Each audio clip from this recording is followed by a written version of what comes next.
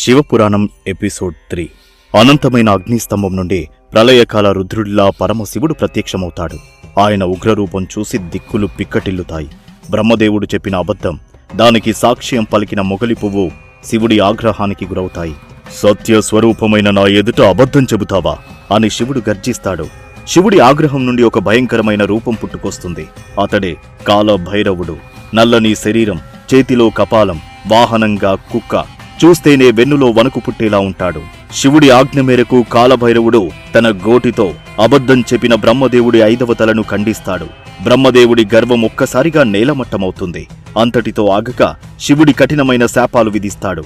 బ్రహ్మ, అబద్ధంతో నన్ను మోసం చేయాలనుకున్నావు కాబట్టి ఈ భూలోకంలో నీకు ఎక్కడా గుడి ఉండదు, నీకు పూజలు జరగవు అని శాసిస్తాడు.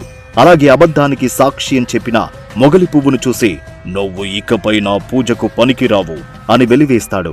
అందుకే శివ పూజలో మొగలి పువ్వును వాడరు. నిజమొప్పుకున్న విష్ణుమూర్తిని చూసి శివుడు ప్రసన్నుడవుతాడు. విష్ణు, నీ వినయానికి మెచ్చాను. ఇకపై నీకు నాకు భేదం లేదు. నిన్ను పూజించిన వారు నన్ను పూజించినట్లే అని అభయమిస్తాడు. బ్రహ్మ, విష్ణువులు ఇద్దరూ శివుడిని స్తోత్రం చేసి ఆ అగ్నిస్తంభాన్ని శాంతించమని వేడుకుంటారు. అప్పుడే ఆ అనంతమైన వెలుగు 12 జ్యోతిర్లింగాలుగా భూమిపై స్థిరపడుతుంది.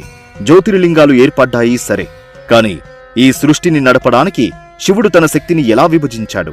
అసలు ఈ ప్రపంచంలో మొదటి ప్రేమ కథ ఎలా మొదలైంది? శివుడు తన అర్ధాంగి కోసం ఎందుకు వేచి చూస్తున్నాడు? సతీదేవి జననం వెనుక ఉన్న రహస్యం ఏంటి?